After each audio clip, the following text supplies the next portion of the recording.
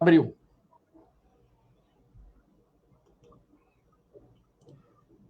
Boa noite, galerinha medonha. Estamos aí em mais um Mestres dos Concursos Militares, hoje corrigindo nosso pequeno simulado 6, onde temos questões de português e matemática. Eu, professor Fabiano Machado, com português, e o nosso amigo, professor Anchieta, de matemática. Cada vez mais nevado, né? O Anchieta mora aí no exterior, né? Tem que ter cada vez mais neve lá onde ele mora, os cabelos tudo branco já. Ah! Vamos passar um Grecin 2000 aí, Anchieta? Nada, vai que fica estranho, rapaz, tá doido. Vamos passar um Grecin 2000 aí, fazer um... Como é que é? Deixar tudo loiro aí, o que tu acha? Não! Tá bom, eu tô bem assim. Como é que é? Estou com esse grisalho. Não, tá bom, deixa quieto. Vamos deixar, então, a nossa primeira questão aí para o nosso amigo Anchieta resolver com a sua matemática. Manda aí. Vamos lá, então. Vamos lá, então. Aqui está a questão do nosso amigo Anchieta. Olá, pessoal, vamos, a essa questão. Boa noite a todos, sejam bem-vindos. A ideia aqui é o seguinte, ele quer saber com quantos zeros termina esse produto aí de um número que é um número muito grande, né? 15 a sexta, vezes 28 a quinta, vezes 57 a sétima. Quer dizer, multiplicar esse número é inviável. Então, deve ter algum esquema para a gente poder chegar nesse resultado. E o esquema ele é bem simples, né? Eu vou começar aqui passando algumas dicas para vocês perceberem a ideia para depois a gente entrar no cálculo em si, tá? Vamos pegar o número 50, né? Um exemplo. O número 50 ele tem um zero. Se a gente fatorar o número 50, a gente vai perceber que ele é 5 vezes 10. E a gente percebe que os zeros eles aparecem por causa dos 10. E o 10, na verdade, ele é 5, aliás, ele é 2 vezes 5. E aí a gente tem aqui o 10 fatorado. Na verdade, o que acontece? Eu tenho 2 aqui vezes 5 ao quadrado. Observem que para aparecer o 10, tem que ter o fator 2 e o fator 5, tá? Então, para aparecer um 10, tem que ter o fator 2 ou o fator 5, e o fator 5. Observem que quando a gente multiplica aqui, ó, 2 vezes 5 ao quadrado, no final vai ter que dar 50. E no final vai ter que ter um zerinho só. Mas como é que a gente identifica no número fatorado? Tá escutando, Fabiano? Tá, né? Mas como é que a gente sabe no número fatorado quantos zeros tem observando o número fatorado? Vamos fazer uma ligação assim. Ó. No retorno, Fabiano. Pode falar. Agora tirei aqui. Tá dando retorno. Uhum. Então vamos observar aqui, ó, que o expoente do 2, ele é 1. E o expoente do 5, ele é 2. Então vamos ficar de olho nos expoentes do 2 e do 5. Eu vou pegar um outro número aqui. Eu vou pegar o número 600. Vamos pegar o número 600, que tem 2 zeros. E vamos fatorar o número 600. Olha só, 600 fatorado vai dar 6 vezes 100. 6 é 2 vezes 3. 100 é 10 vezes 10. Cada 10, então, tem o 2 e o 5 dentro dele. Então, aqui a gente tem 2 vezes 5. Aqui a gente tem 2 vezes 5. Então, eu tenho 2, 2, 2, 2 a terceira, vezes 3, que apareceu uma vez, vezes o 5, que apareceram 2 vezes. Pessoal, olha só, de novo. Quantos zeros a gente tem no 600? Nós temos 2 zeros aqui no 600. Quantos 10 tem que aparecer, então, no final? 2, 10. 10 vezes 10 para dar esse 100 no final. Agora, observem que o expoente do 2 aqui é 3 e o expoente do 5 é 2. Vamos olhar sempre no 2 e no 5 e vamos observar os expoentes desses dois fatores. Vamos pegar agora só mais um número para a gente concluir. Vamos pegar o 8.000. Poderia ser qualquer outro número. Esse 8.000 ele tem 3 zeros. Então, ele é 8 vezes 10 vezes 10 vezes 10. O 8 é 2 ao cubo. Cada 10 desse aqui é um 2 vezes um 5. Então, a gente tem 3, 2, né? E tem 3, 5. 5 a terceira. Então, a gente tem 2 a sexta vezes 5 a terceira. De novo, vamos observar no expoente do 2 e no expoente do 5. Agora, vamos tentar guardar essa ideia aqui, ó. 3 zeros, expoente 5, 3. 2 zeros, expoente do 5 é 2. 1 zero, o expoente do 2 é 1. O que a gente observa? Que para ter zero no final, a gente tem que ter 2 e 5.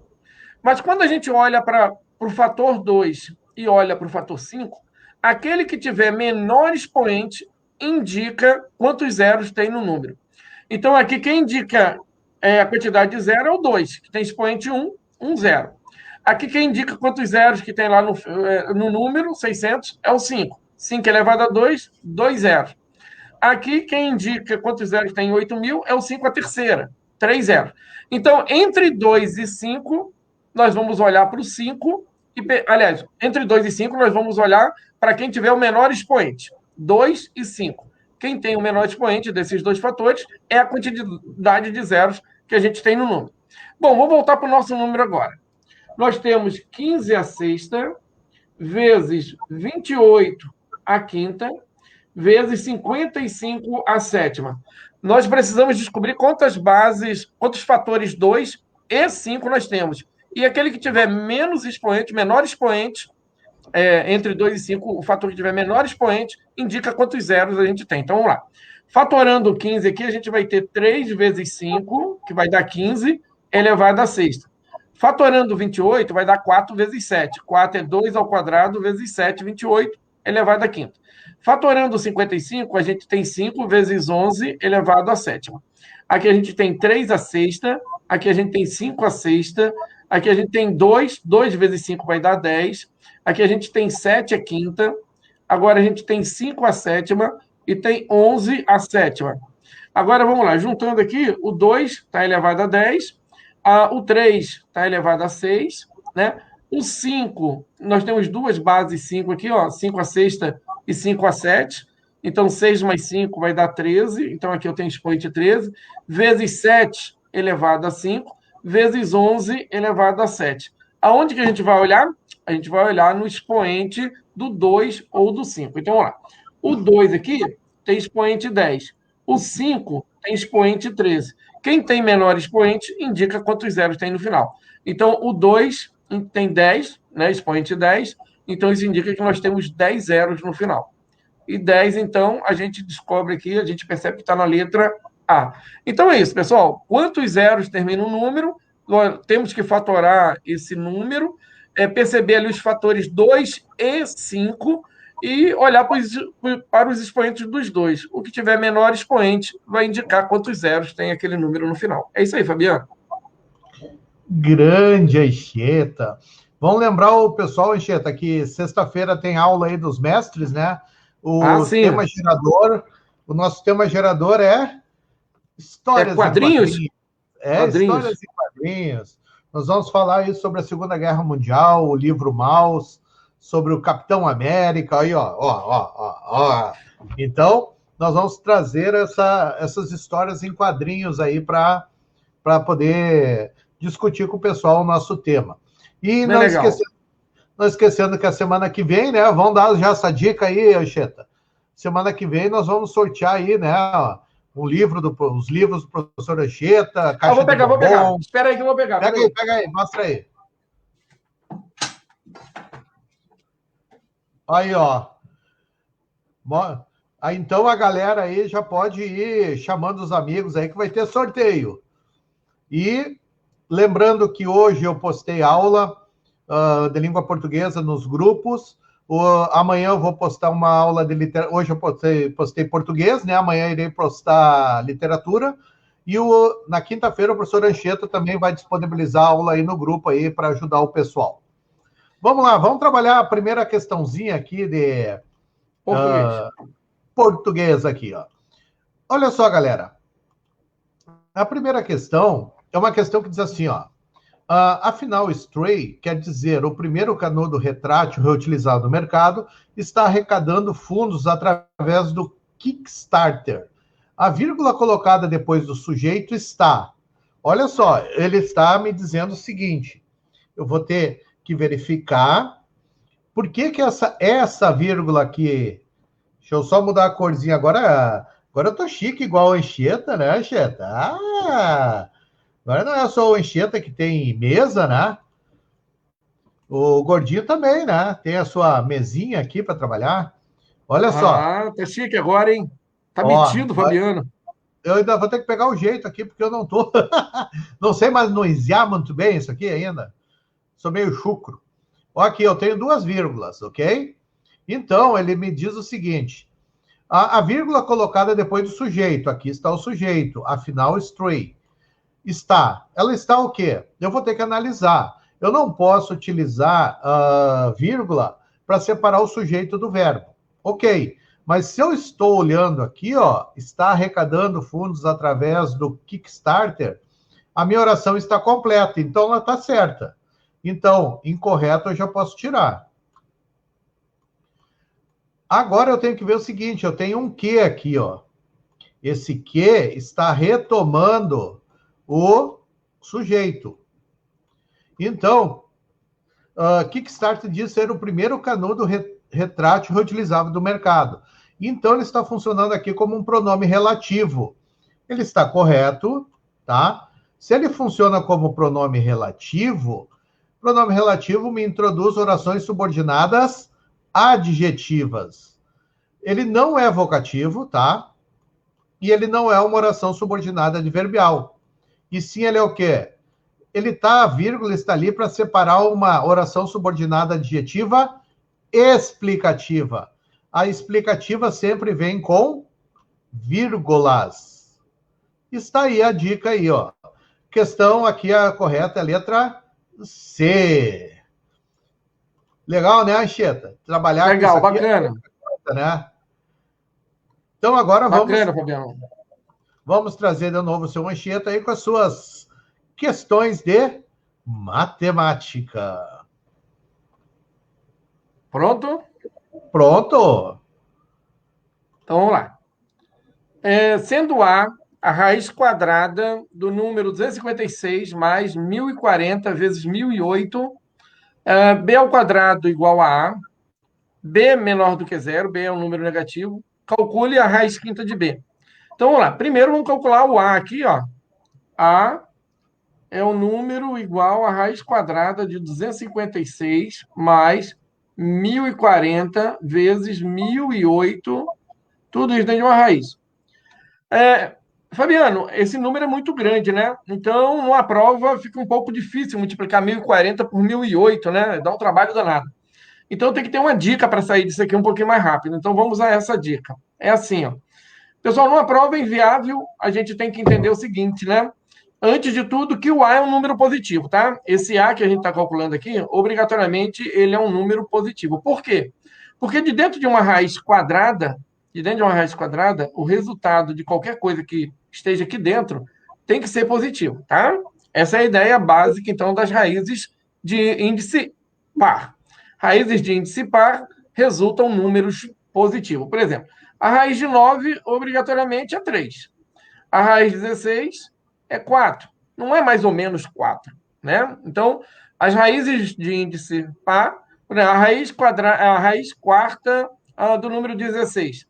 A raiz quarta do número 16 é 2. Não tem outro valor. Tá? Não tem mais ou menos 2. É 2. Então, é isso. Raízes de índice par, resultados positivos. Bom, então o A com certeza é um número positivo. Mas como é que a gente vai extrair esse resultado daqui? Vejam bem. Eu tenho o número 256 e depois mais um produto que é bem grande. Pessoal, a dica aqui é o seguinte: pega o número 256 que vocês estão vendo ali e tira a raiz quadrada de 256. Vai dar 16, tá? Então, pega o número que você está soltinho ali, ele não é produto, é o 256, poderia ser 16, poderia ser 49, e tira a raiz quadrada. Aí você fala assim, mas sempre vai dar uma raiz quadrada? Bom, quando não der uma raiz quadrada, eu conto segredo em outra aula, certo, Fabiano? Porque se eu contar tudo hoje, o pessoal não volta, né? Tem que deixar sempre um suspense para a próxima aula. Então, é o seguinte, a princípio vai sair uma raiz quadrada. Se não sair, eu dou a dica depois. Bom, pessoal, tendo em vista, então, que 256 tem a raiz quadrada de 16, a gente vai olhar o 1040 e a gente vai olhar o 1008.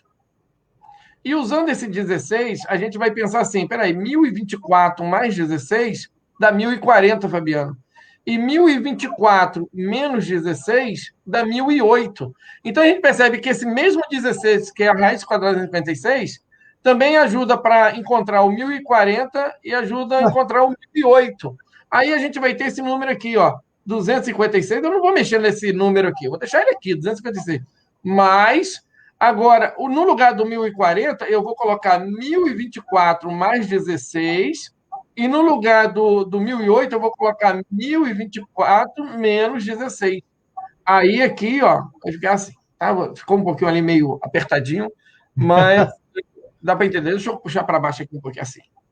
Tá. Aí o que acontece?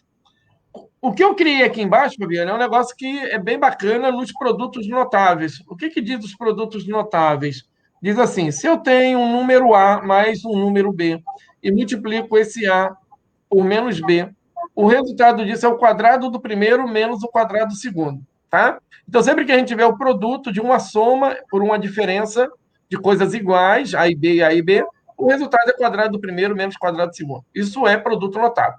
Voltando para cá, Fabiano, a gente vai ter o seguinte: A é igual a raiz quadrada de 256 mais 1024 e 1024, Fabiano, vai dar 1024 ao quadrado. Menos 16 vezes 16 é 16 ao quadrado. Só que 16 ao quadrado, Fabiano, adivinha quanto é que vai dar? Vai dar 256. Então a gente vai ter 256 mais 1024 ao quadrado menos 256. Aí a gente vai poder cortar aqueles 256 ali, ó. Um é positivo, o outro é negativo. E adivinha o que vai dar?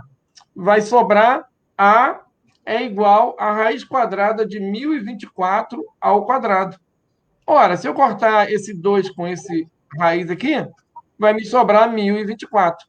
Então, o resultado dessa raiz todinha, Fabiana, aqui, ó, é 1024. Ó. Mas não acabou o problema, porque b ao quadrado é igual a a. Só que agora vem um probleminha. B ao quadrado é igual a A e o A é 1024. Então, B ao quadrado é igual a 1024. Quando esse 2 passa para o lado de cá, aí o B ele pode assumir dois valores. Ele pode ser mais ou menos a raiz quadrada de 1024. E 1024, Fabiano, é 2 a décima. E 2 a décima, no final das contas, deixa eu passar uma linhazinha aqui, é mais ou menos 2 a quinta. Então, o resultado 10 dividido por 2 aqui, ó, esse 10 dividido pelo 2 vai dar 5. Então, essa é a raiz de 1024. Só que o problema não quer saber isso. Ele ainda avança um pouquinho mais. Ele diz que o B é negativo. Ora, se o B ele é um número negativo, e eu tenho 2 aqui, mais ou menos 2 a quinta, então o B que eu quero é o menos 2 a quinta. Esse é o B que eu quero, pelo problema. Mas ele ainda não quer o B, ele quer a raiz quinta de B. Então a gente vai pegar a raiz quinta, Fabiano, de menos 2 a quinta. Mas como a raiz é ímpar, o negativo sai. Aqui pode sair o negativo. Quando o índice da raiz é par, não pode. Quando o índice é ímpar, o negativo sai.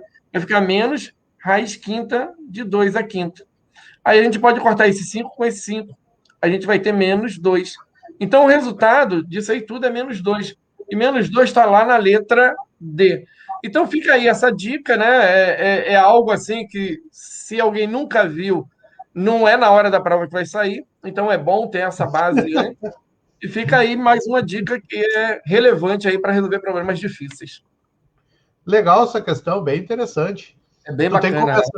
Tu tem que começar a fazer uns sonzinhos aí, tchum, tchum, tchá, tchá, corta aqui, tchum, tchá.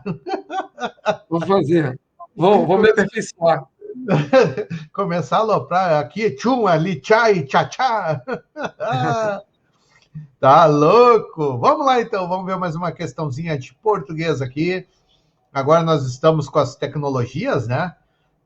O professor Anchieta aí nos ensinou as tecnologias, nós gostamos e vamos continuar. Vamos lá. Marque a alternativa correta quanto à concordância verbal. Olha só, estou trabalhando com concordância. Concordância verbal, o verbo tem que concordar com o seu sujeito. Existem milhões de regras.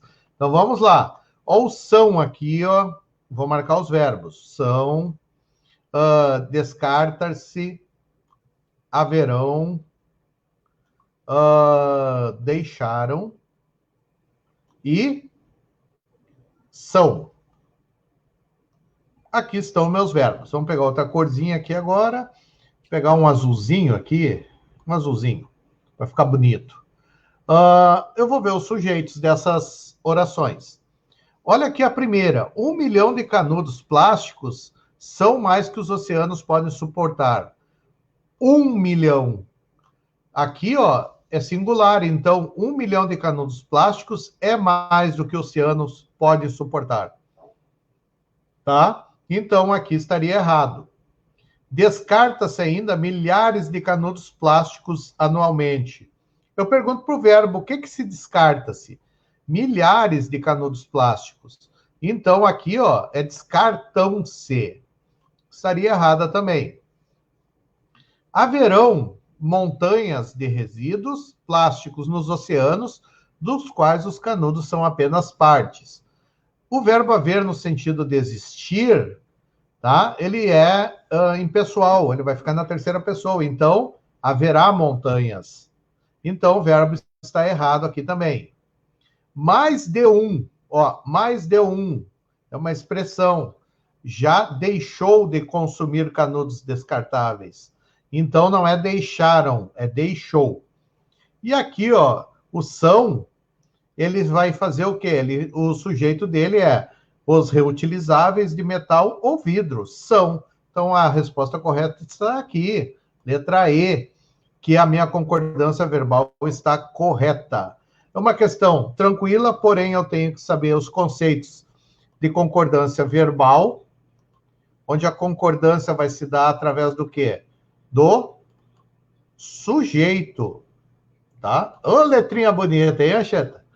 Vai ficar legal, mas vai ficar bom. E o sujeito que vai, vamos dizer assim, definir ali o meu verbo, ok?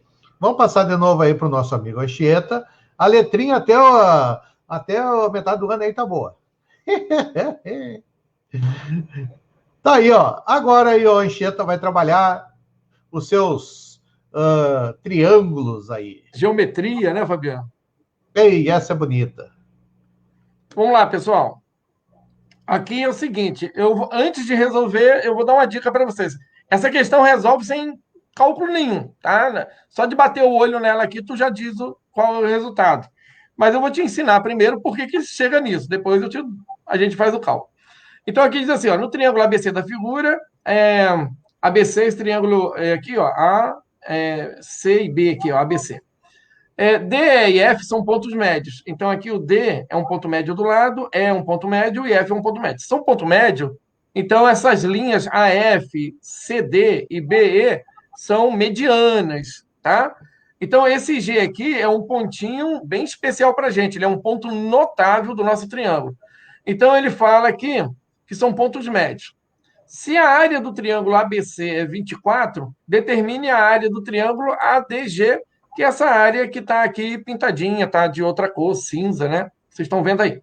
Então, essa questão, ela é imediata. Tu bate o olho aqui, tu já dá a resposta. No final, vocês vão perceber isso. Mas deixa eu ensinar por que vai ser tão rápido de resolver. Bom, esse ponto G, ele é o tal do baricentro, né? Ele é o ponto de encontro das medianas, porque essas linhas que estão aqui, G, CD, BE e AF, essas linhas são medianas. Mas tá, a gente percebe aqui que são 6 triângulos que a gente está vendo. 1, 2, 3, 4, 5, 6. Observem bem, 6 triângulos. Agora eu vou começar com as teorias bem simplesinhas, para que vocês possam entender. Vamos pegar aqui 2 triângulos de mesma base. Esse triângulo aqui, eu peguei aqui uma base e vou buscar aqui a mesma base para esse outro triângulo aqui, tá? Observe que esses 2 triângulos, eles têm mesma base e eles têm mesma altura. Se triângulos têm mesma base e mesma altura, então eles têm a mesma área. Então, se eu digo que essa base aqui é B, essa base aqui também é B. A altura aqui, né? A altura aqui, 90 graus, chamar de H. A altura aqui, né? Vai bater lá embaixo 90 graus, vamos chamar de H. É claro que a área desse triângulo aqui é a área 1, que é base vezes altura dividido por 2, ou metade da base vezes altura, é igual à área 2 aqui, ó, que é metade da base vezes altura. Então, dois triângulos, ele tem mesma área quando eles têm mesma base e mesma altura. Isso é fato, tá? A gente pode enxergar assim, ou a gente pode enxergar assim também. Veja bem, eu vou pegar aqui dois triângulos quaisquer, né? Vou marcar um ponto bem no meio aqui, 1, 2, 3, 4, 5, 6. Vamos pegar aqui no 3 e vamos unir aqui em cima. E o que a gente nota aqui? A gente nota dois triângulos. Mas observem que eu estou criando aqui dois triângulos de mesma base e mesma altura. Então, essa base aqui é B e essa base aqui é B. E a altura dos dois é a mesma, porque esse pontinho está aqui, ó. Então, a altura é uma altura comum. Mesmo que eu dê essa altura dentro desse triângulo aqui, essa altura é a mesma do outro triângulo lá. Então, de novo, a área desse triângulo é igual à área do outro triângulo. A gente não precisa nem fazer cálculo, porque vai cair na mesma história anterior. Então, essas duas áreas são iguais. Eu posso dizer que essa área aqui é igual a essa área aqui, tá? Então, eu só preciso ter mesma base e mesma altura para ter duas bases iguais. Então, vamos voltar agora para o estudo do nosso triângulo. Eu vou construir agora um triângulo com as três medianas, como lá no problema ele deu. Eu vou construir aqui, ó, mais ou menos, tá? Eu vou desenhar aqui. Aliás, eu vou pegar esse desenho ali, Fabiano. Deixa eu só pegar um esquema aqui. Deixa eu pegar. Ah, já tá prontinho. Deixa eu copiar esse triângulo que o problema deu, que aí é mais fácil para a gente não ter que ficar desenhando tudo de novo. Deixa eu pegar ele aqui. Deixa eu colocar ele aqui embaixo. E agora deixa eu demonstrar uma ideia, Fabiano. Olha só. Deixa eu pegar aqui. Veja bem, pessoal. Agora é atenção e é bobeira. Deixa eu pegar uma cor aqui.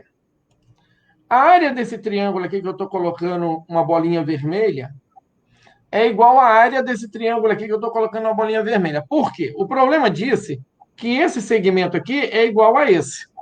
Por que ele disse? Que ele disse que D é um ponto médio. Se D é um ponto médio, então AD é igual a DB. Bom, igual é congruente, né? Tem a mesma medida. Então, a altura aqui, esse pontinho está fora. Então, a área desse triângulo aqui é igual à área desse triângulo aqui. Agora, veja bem. Deixa eu pegar uma outra cor aqui. Se eu olhar para esse segmento e olhar para esse segmento, eles também têm a mesma medida. É C e é A. Eles são congruentes. Como esse pontinho está fora, então a área desse triângulo é igual à área desse triângulo.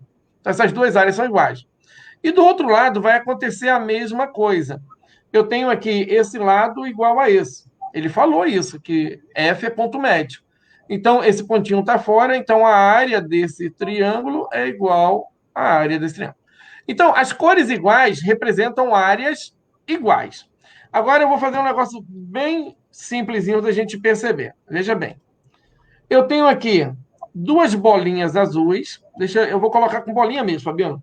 Então, olha só. AD é a mesma base que DB, Fabiano. AD é a mesma base que DB. E o C é um pontinho fora dessa base. Então, esse triângulo aqui que eu estou pintando todo tem a mesma área desse triângulo que eu estou pintando todo. Eu só quero provar. Eu já sei isso. Eu só estou querendo mostrar para o pessoal o que vai acontecer. Então, esses dois aqui, essas duas bolinhas azuis, mais a bolinha vermelha, ou seja, se eu somar essas três bolinhas aqui, esse resultado, Fabiano, tem que ser igual ao outro lado. Qual é o outro lado? O outro lado é duas bolinhas verdes e uma bolinha vermelha. Eu já vou mostrar qual é o outro lado ali. Então, eu estou garantindo que esse lado aqui, ele é igual a esse lado aqui. A área de um lado é igual à área do outro, que é essa base aqui, a mesma base que essa, e esse pontinho está fora, como esse desenho aqui. Então, o que vai acontecer? Deixa eu apagar tudo aqui. O que vai acontecer? Essa área vermelha é igual a essa área vermelha, eu posso tirar. Eu vou ficar com duas áreas azuis e duas áreas verdes. Qual é a conclusão que eu tiro? que uma área verde é igual a uma área vermelha, porque se eu tenho duas azuis e tenho duas verdes, e elas as duas verdes são iguais e as duas azuis são iguais, eu posso concluir aqui que uma azul é igual a uma verde. É isso que eu posso concluir. Então, eu posso tirar as áreas verdes, por exemplo, e colocar áreas azuis nela. Então, todas as áreas verdes se transformaram em áreas azuis. Então, vou colocar azul aqui, vou colocar a área azul aqui. É isso que aconteceu. Agora, eu vou olhar assim, Fabiano, eu vou olhar essa base aqui, ó, e essa base aqui, e vou olhar esse triângulo aqui, ó, e vou olhar esse triângulo aqui. O que acontece quando eu olho essa base e esse ponto aqui? Essa área é idêntica a essa área, pelo mesmo motivo, porque eu tenho segmentos iguais, congruentes, e um pontinho fora dos dois.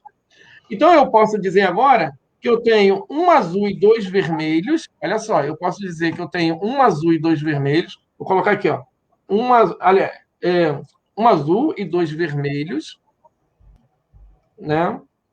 E isso é igual, deixa eu colocar igual aqui, a três azuis, porque os verdinhos se transformaram em azuis. Aqui também é azul. E aqui eu tenho três azuis. Então, eu posso dizer que eu tenho três azuis aqui. Mas eu posso cortar um azul com um azul, porque eles têm o mesmo peso. Então, eu posso cortar esse azul com esse azul. Vão sobrar dois vermelhos e dois azuis. Qual é a conclusão? É que um vermelho é igual a um azul. Se eu tenho dois vermelhos e dois azuis, eu concluo, deixa eu colocar um igual aqui, que um vermelho, a área vermelha, é igual à área azul. Qual é a conclusão que a gente chegou? Todas as áreas são iguais. Aqui é azul também e aqui é azul também. Então, essas seis áreas são áreas de mesmo tamanho. Então, quando a gente olhar para um triângulo desse, a gente está vendo sempre áreas iguais. Sempre. Bom, eu poderia ter falado só isso para vocês e ter resolvido o problema, mas eu queria mostrar. Voltando aqui no problema, então, na ideia, vamos ler de novo. Essas seis áreas são iguais. Essa área é igual a essa, que é igual a essa, que é igual a essa, que é igual a essa, que é igual a essa. Ele quer essa. Aí ele disse que a área do triângulo grande dá 24. Então, a área do ABC é 24. 24 dividido por 6, cada área dessa aqui, ó, ela é 4. 4, 4, aqui é 4, aqui é 4, aqui é 4 e aqui é 4. Como ele queria essa área aqui, é só marcar 4. Por isso que eu falei, se eu desse o bizu antes, todo mundo ia falar, é 4. Acabou a questão. Bom, agora vocês já sabem. Se essas áreas são todas iguais, quando ele der um número lá, 24, 30, 70, 80, só divide por 6 e aí calcula a área de 1. Ele pode pedir de 2, assim, para ficar mais bonito. Né? É isso, Fabiano. Área 4. O tempo maior aí foi para explicar. Show de bola, bem legal. É bem simplesinha, mas se a criaturinha não sabe, né? O nosso querido aluninho, que nem diz o nosso amigo Meirelles, e o nosso querido amiguinho, o que acontece? Não vai conseguir resolver, não é? É isso aí. Fabiano, o que acontece é que muita coisa na matemática são segredos embutidos no problema. Só que esses segredos, eles não são ditos. E quando eles são ditos sem demonstrar, sem o aluno perceber, ele acaba decorando, tentando chegar na prova lá e dar sorte de cair aquilo que ele aprendeu por decoreba. E quando ele sabe, percebe de onde que vem, ele pode passar meses, anos, que a ideia volta na cabeça dele porque ele aprendeu a ideia. Então, no caso aqui, eu poderia ter muito bem dito que essas seis áreas são iguais e ter dividido 24 por 6 e ter dado 4. Acabou o problema. Mas a minha ideia era apresentar muito além disso. Por que dá isso? Tá joia? Então é isso, Fabiano. Vamos para a tua última aí. Então. Vamos para a última questão aqui, questão bem tranquila também, que ela diz assim, ó, marca a alternativa na qual a palavra destacada funciona como adjetivo. Poxa, eu estou vendo aqui, ó, o bastante. O bastante, ele vai ter duas, vamos dizer assim, duas funções morfológicas, duas classificações morfológicas. Só que eu não posso esquecer do conceito que é o seguinte, o bastante, ele pode ser adjetivo, tá? Adjetivo, ele pode ser o quê? Advérbio. Qual é a grande problemática? O adjetivo, ele é variável. E o advérbio, ele é invariável. Ele não vai ter variação. E sempre lembrando, o adjetivo vai estar ligado ao meu substantivo e o meu advérbio vai estar ligado ao meu verbo, a outro advérbio ou a um adjetivo, tá? Então, vou ver aqui, ó.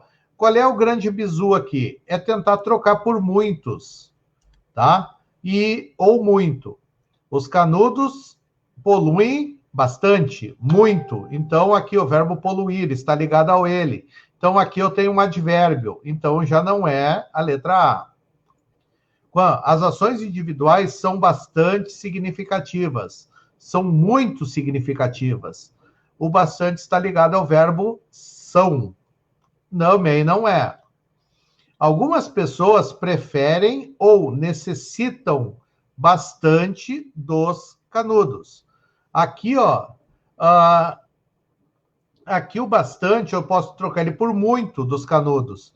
Então, ele está ligado ao verbo também, tá? Então, não está sendo adjetivo. Foi encontrada uma lista bastante grande de espécies afetadas. Olha só, bastante, muito grande. Então, ligado ao verbo, também intensificando o verbo. Então, também não é. Não há atitude bastante para resolver o problema. Então, nessa situação aqui, o bastante, esse muito aqui está ligado não ao verbo, e sim à palavra atitude, a forma que ela é, tá? Aqui, atitude aqui, ó, está sendo um substantivo aqui. Então, dessa forma aqui, eu tenho o meu adjetivo. Então, essa aqui é a minha resposta correta. É uma questão também que tem que cuidar, prestar atenção na hora da resolução. Tu viu, Anchieta? É só Bacana. atenção. É uma questão simples, prestando atenção, a pessoa resolve aí sem problema. O que mais tu quer dizer para essa nossa gurizada medonha aí do nosso simulado? Dizer que na próxima terça estaremos aqui com mais 6 questões, 3 de matemática e 3 de português, para que eles aprendam um pouquinho mais. Compareçam. Compareçam, se inscrevam nos canais, entre nos grupos, material ali está sendo colocado, o pessoal vai lá, procura, que é útil e vai ajudar muito nos concursos aí que o pessoal está fazendo. Não esquecendo que a inscrição da ESA agora está abrindo, né? Serão uma prova um pouco maior, né, Anchieta? Com 50 questões. Isso. E a redação não tem mais não entra mais na soma da nota, é caráter eliminatório. Então, e como o Anchieta defendeu na nossa aula aí, se quiserem procurar nos nossos canais lá, nós temos uma aula falando sobre a ESA, o inglês tinha um valor muito grande, né, Anchieta? Agora mudou. Mas continua grande, né, Fabiano? 8 questões, ainda continua... os caras não aprenderam a fazer conta. Eles têm que aprender a fazer conta lá quem monta a prova, né? A estrutura, né? O cara tem que saber contar, né? Aí é um grande problema. É uma pena, não é nenhuma crítica para o concurso, mas tem que prestar atenção, porque tu quer valorizar, a ideia é valorizar. Se a ideia é valorizar, então eu estou falando bobagem. Mas se a ideia não é valorizar, se a ideia é só achar que todo mundo vale a mesma coisa, então estou pensando errado, né? E matemática e português foram para 14, né? Deu uma inchada aí agora. É isso. Então tá, pessoal, um abraço a todos aí, até a aula nossa sexta-feira aí com os grupos, no nosso mestre dos concursos militares, onde vamos trabalhar aí sobre a Segunda Guerra Mundial dentro da Histórias em Quadrinhos. Grande abraço e um grande beijo do gordo aí para vocês. Até a próxima, pessoal. Boa noite. Tchau.